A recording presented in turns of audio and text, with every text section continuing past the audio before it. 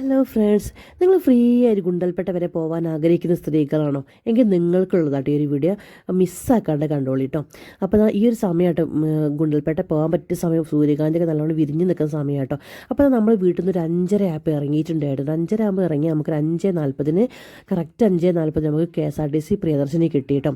നമ്മൾ നമ്മൾ സുൽത്താൻ ബത്തേരിയിലേക്കാട്ടോ പോകുന്നത്. സുൽത്താൻ ബത്തേരിയിൽ നിന്നാണ് നമുക്ക് ഗുണ്ടൽപേട്ടയിലേക്കുള്ള ബസ് കിട്ടുക കേട്ടോ. അപ്പോൾ നമ്മൾ ഒരു 5:40 നമുക്ക് KSRTC പ്രിയദർശിനി കിട്ടി കേട്ടോ. നമ്മളൊരു 8:30 ആയപ്പോഴേക്ക് തന്നെ നമ്മൾ സുൽത്താൻ ബത്തേരി എത്തിയിട്ടുണ്ടായിരുന്നു കേട്ടോ.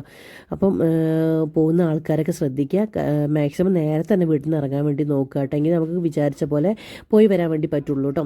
അപ്പോൾ നമ്മൾ പോകുന്ന സമയത്ത് ആ ഒരു നേരത്തെ പോയത് കൊണ്ട് തന്നെ നമുക്ക് ചുരത്തിൽ ബ്ലോക്കൊന്നും ഇല്ലായിരുന്നു കേട്ടോ. അപ്പോൾ സുഖമായിട്ട് നമ്മൾ സുൽത്താൻ ബത്തേരി എത്തിയിട്ടുണ്ടായിരുന്നു കേട്ടോ. സുൽത്താൻ ബത്തേരി എത്തിയ സമയത്ത് നമ്മൾ അവിടുന്ന് ചായയൊക്കെ കുടിച്ച് പിന്നെ പോകുന്ന സമയത്ത് നമ്മൾ ഫുഡൊക്കെ കൊണ്ടുപോകാൻ വേണ്ടി നോക്കുക കേട്ടോ. അപ്പോൾ ഈ കാണുന്ന ജനങ്ങളെല്ലാം ഗുണ്ടൽപേട്ടയിലേക്കുള്ളതാട്ടോ. അതായത് ഈ കാണുന്ന സ്ത്രീകളെല്ലാം ഗുണ്ടൽപേട്ടയിലേക്കുള്ളതാണ് കേട്ടോ. അപ്പോൾ നമ്മൾ സുൽത്താൻ ബത്തേരിയിൽ നിന്ന് 9:10 നമുക്ക് ഗുണ്ടൽപേട്ടയിലേക്കുള്ള ബസ്. 9:10 കേട്ടോ, രാവിലെ 9:10 ഗുണ്ടൽപേട്ടയിലേക്കുള്ള ബസ്. അപ്പോൾ നമ്മളിതാ കാടിനുള്ളിൽ കൂടെയാണ് ഈ ഒരു യാത്ര കേട്ടോ. അടിപൊളിയായിരുന്നു, ഒരു രക്ഷയില്ല കേട്ടോ. നമുക്ക് ഭാഗ്യം ഉണ്ടെങ്കിൽ നമുക്ക് മൃഗങ്ങളൊക്കെ കാണാൻ വേണ്ടി പറ്റും കേട്ടോ. പിന്നെ കണ്ടക്ടറും ഡ്രൈവറും ഒരു രക്ഷയില്ല, അടിപൊളിയായിട്ടുണ്ട്. അവർ എല്ലാ കാര്യങ്ങളും നമുക്ക് പറഞ്ഞു തന്നിട്ട് നമ്മൾ ഫ്രണ്ട്ലി ആയിട്ട് നമ്മൾ പോയല്ലോ. ഒരു ടൂറിസ്റ്റ് ബസ്സിൽ എന്താ പറയുക, ടൂർ പോകുന്ന ഒരു ഫീലിംഗ് ആയിരുന്നു നമ്മൾ KSRTC പോയപ്പോട്ടോ.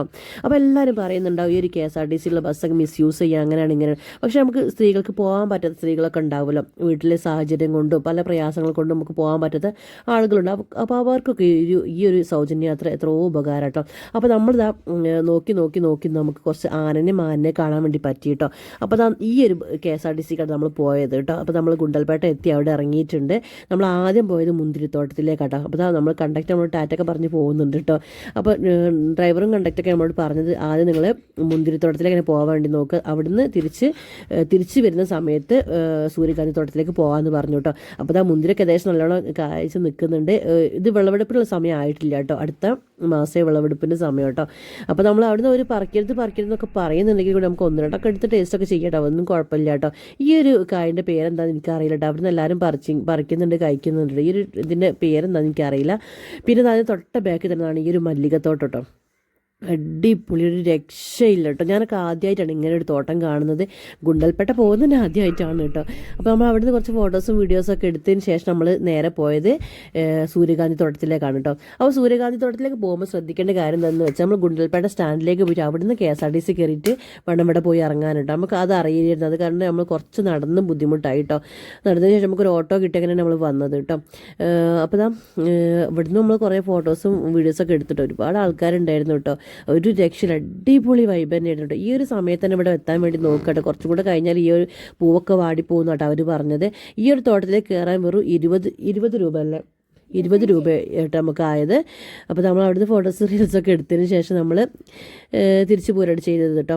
അപ്പോൾ നമ്മൾ ഈ ഒരു മുന്തിരി നമുക്ക് അവിടുന്ന് ഈ മുന്തിരിത്തോട്ടത്തിലേക്ക് കയറുമ്പോൾ നമുക്ക് 25 രൂപയായിട്ടോ ചാർജ് വരുന്നത്. അതായത് പിന്നെ കുട്ടിക്കൊന്നും ചാർജ് വേണ്ട, വലിയവർക്ക് മാത്രം മതി കേട്ടോ. അങ്ങനെ വലിയൊരു എമൗണ്ട് നമുക്ക് ആവുന്നില്ല കേട്ടോ ഗുണ്ടൽപേട്ട വരെ പോയി വരാൻ. അപ്പോൾ പോകാൻ ആഗ്രഹിക്കുന്ന ആൾക്കാരുണ്ടെങ്കിൽ ഈ ഒരു സമയത്ത് തന്നെ പോകാൻ വേണ്ടി നോക്കുക കേട്ടോ. കുറച്ചുകൂടെ കഴിഞ്ഞാൽ ഈ ഒരു വൈബ് കിട്ടലുണ്ടാവില്ല. അടുത്ത മാസം ആകുമ്പോൾ ഈ മുന്തിരിയൊക്കെ വിളവെടുക്കുന്ന കേട്ടോ അവർ പറഞ്ഞത്. പിന്നെ തിരിച്ച് നമുക്ക് ബസ്സുള്ളത് 2:30 ഉണ്ട്, അതേപോലെ 3:30 ഉണ്ട് കേട്ടോ. ആ ഒരു പോകുന്ന സമയത്ത് തന്നെ ബസ്സിൻ്റെ ഡ്രൈവറോട് ചോദിച്ചാൽ തിരിച്ചപ്പോഴും ചോദിച്ചിട്ട് വേണം പോകാനായിട്ട്. നമുക്ക് അറിയാത്ത സ്ഥലങ്ങൾ അപ്പോൾ നമുക്ക് ബുദ്ധിമുട്ടാവുമല്ലോ. പക്ഷേ അങ്ങനെ നമുക്കൊരു ബുദ്ധിമുട്ടോ പ്രയാസം ഒന്നും അനുഭവപ്പെട്ടില്ല. സുഖമായിട്ട് പോയി പോകുന്നു കേട്ടോ. തിരിച്ച് അതേപോലെ നമ്മൾ 3:30 ബസ്സിന് തിരിച്ച് പോന്നു. നമ്മൾ സുൽത്താൻ ബത്തേരിയിൽ നമുക്ക് കോഴിക്കോടേക്ക് നേരിട്ട് ബസ് കിട്ടുകയും ചെയ്തു. ഒരു ബുദ്ധിമുട്ട് എവിടെ ആയിട്ടില്ല കേട്ടോ. അപ്പോൾ അത് എത്ര നമ്മളൊരു വീഡിയോ ഇഷ്ടപ്പെട്ട ലൈക്ക് ചെയ്യുക, കമൻറ്റ് ചെയ്യുക, സബ്സ്ക്രൈബ് ചെയ്യാതെ കാണുന്നവരുണ്ടെങ്കിൽ ഒന്ന് സബ്സ്ക്രൈബ് ചെയ്ത് സപ്പോർട്ട് ചെയ്യട്ടെ. ഇനി എന്തെങ്കിലും ഡൗട്ട് ഉണ്ടെങ്കിൽ കമൻറ്റിലൂടെ ചോദിച്ചാൽ മതി, നമ്മൾ റിപ്ലൈ തരുന്നതായിരിക്കും കേട്ടോ. അപ്പോൾ ഓക്കെ, ബൈ.